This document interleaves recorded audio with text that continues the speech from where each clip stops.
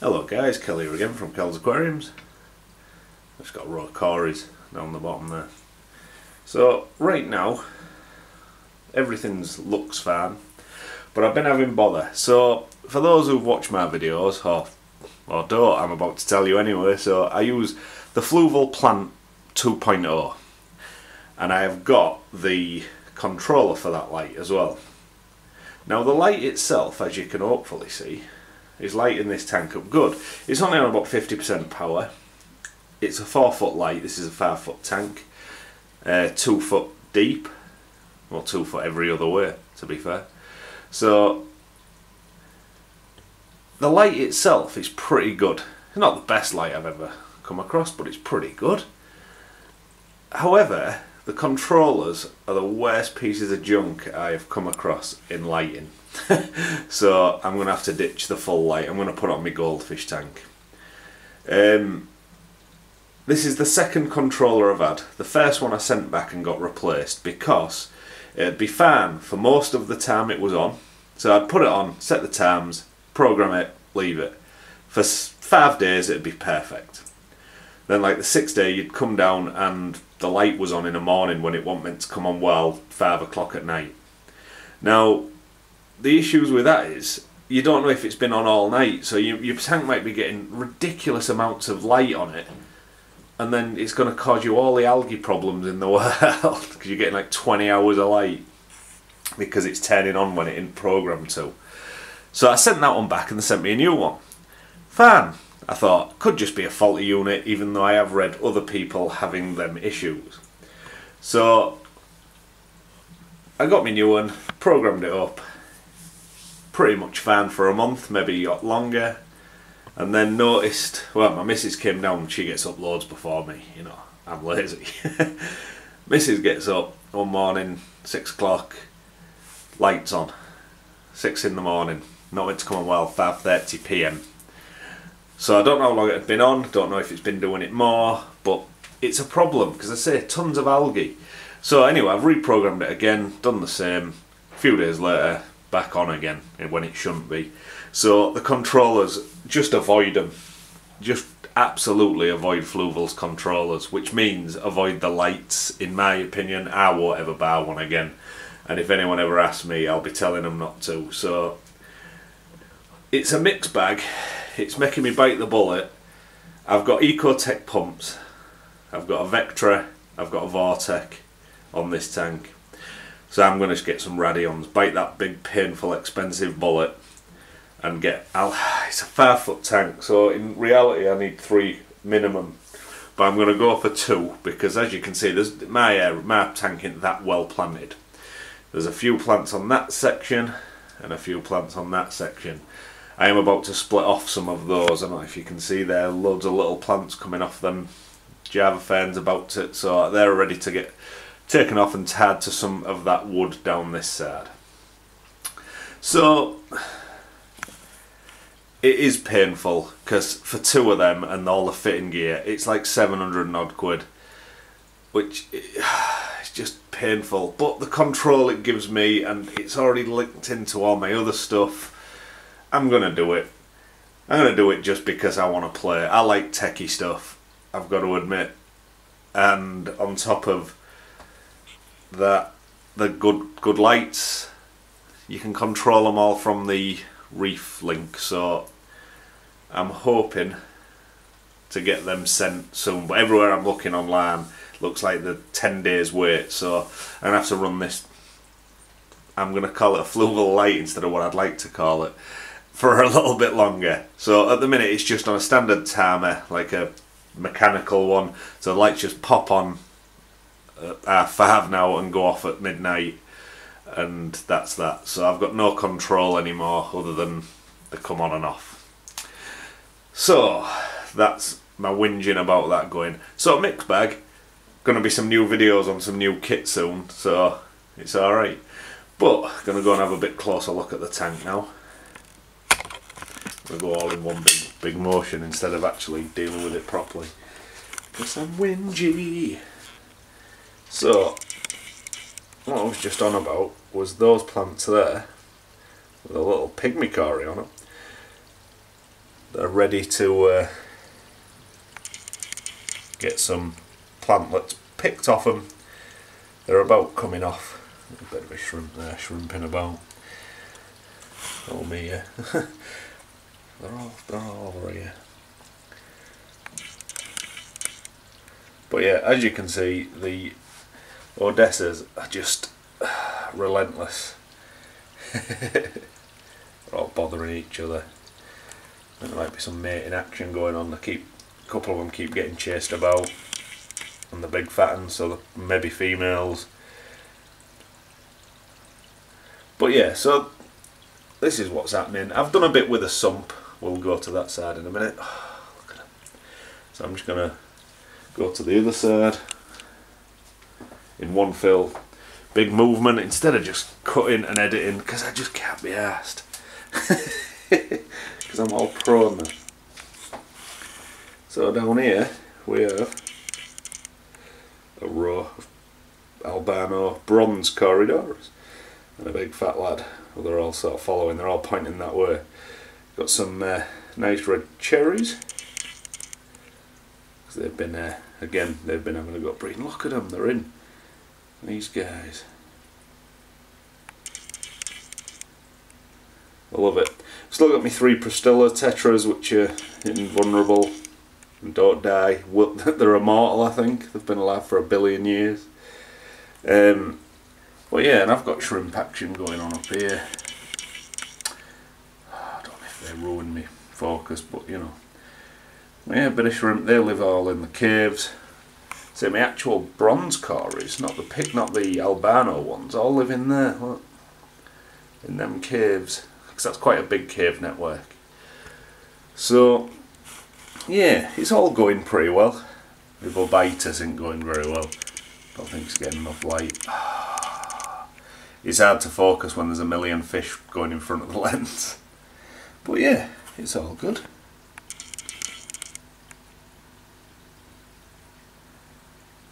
And they're full grown. So that's a full grown Siamese alligator. They're full grown albino corridorus, bronze ones. And they're just chilling.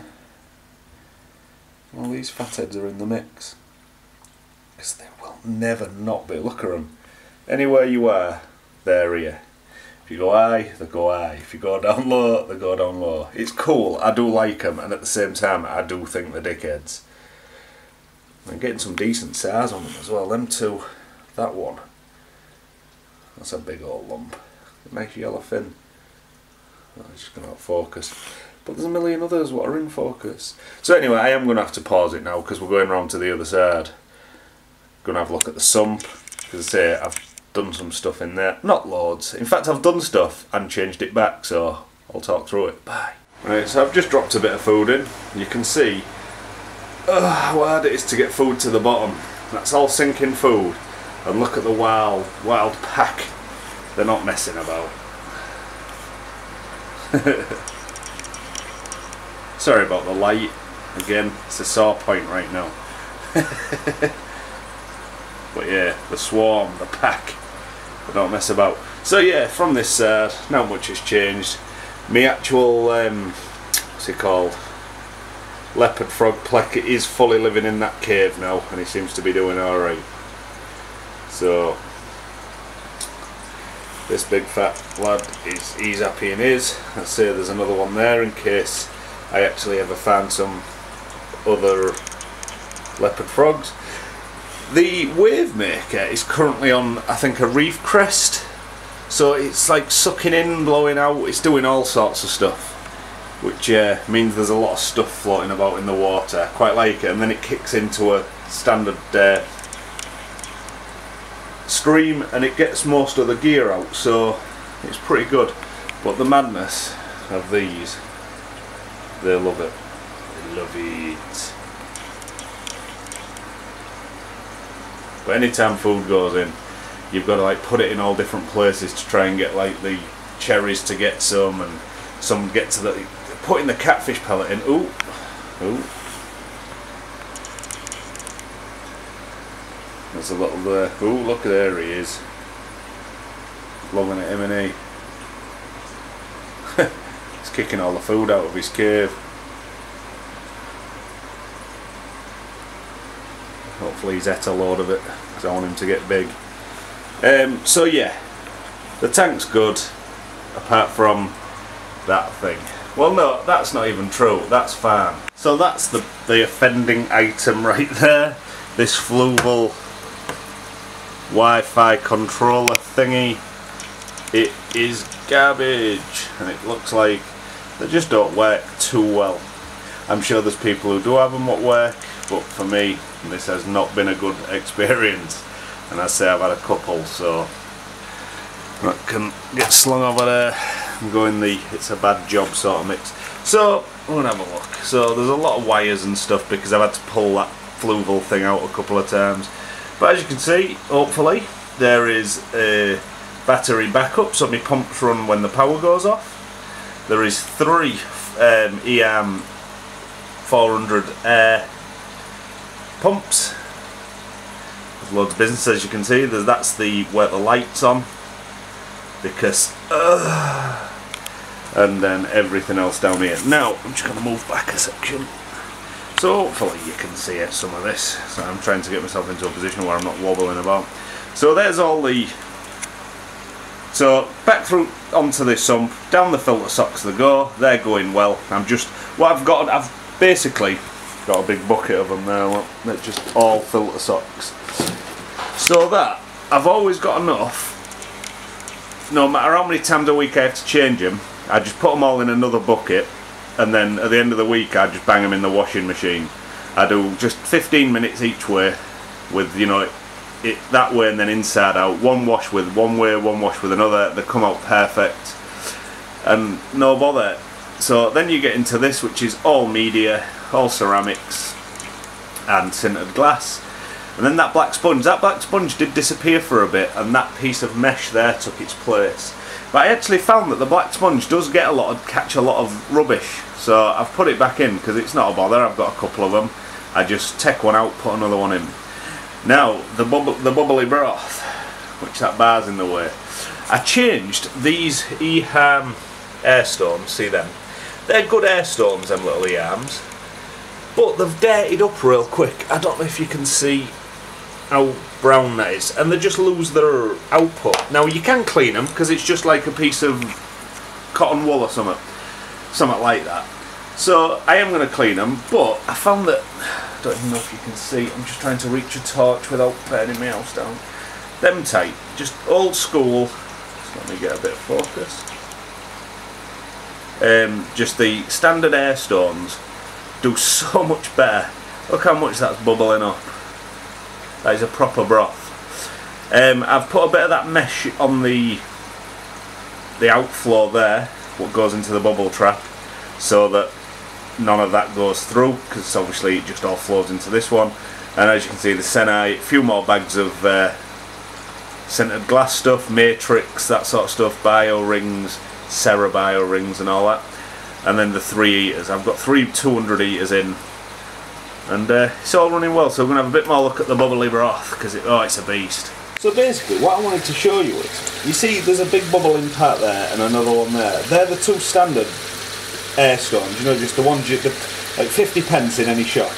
Now over at the back there's them E-arm ones at the back there and at the back there, and they're not touching it because they've dirtied up.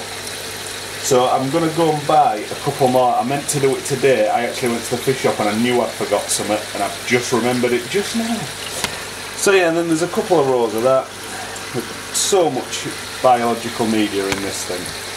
But what I'm going to say is, going from canisters to this sump, I love a sump. However, it's a mixed bag. The amount of messing about you do with a sump, and I don't mean you need to, it's just you do, because it's this easy. You take this lid off and then I can get my hands in and I can change stuff. On a canister you bang it in and you pretty much don't touch it until it's clean in time. With a sump, it's a mixed bag. It keeps you doing stuff. If it, like, it's your hobby, like this obviously is man, oh, good to have a sump to tinker with. I like a tinker. Building lids, just anything, just doing stuff. So for me it's good. But as I say, everything's running. I keep the water level around this height, so it definitely goes through the bubble trap. Surprising how much muck that thing takes out, just that little sponge. But yeah, you can see it's bubbling hot. It's like a lobster in a pot, I think Pat O'Bannon said. Oh, show me age. Anyway, that's my action. So the main issues and main things this week is Fluval lighting based. I've just scared all my fish away. I've stood up right in front of the tank. That's blown the lids off a bit. But yeah, well look, they're all having a mess about. But yeah, anyway, thanks for watching. As I say, I'll hopefully have a video in the next week or two when we'll be building that, because I've got to admit, although it's very expensive for the Radions, the control it gives you is unbelievable, and the actual lighting system itself, all the gear, they get you though, because you have to buy it all separate. So you buy the lights, you think I've got the lights, you buy the rail to hang it, then you need the rail hanging kit, then you need the bits to attach the lights to the rail, and it all just adds up to a real horrific figure. But you only live once, don't you? And I like reviewing stuff, so as I say, I was hoping this Fluval light would be the one, but turns out it won't to be.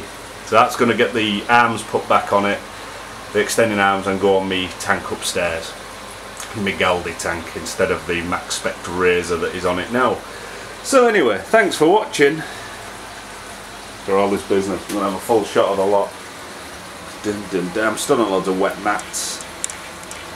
Oh, look how messy it all is when it's all off. Thanks for watching. Bye!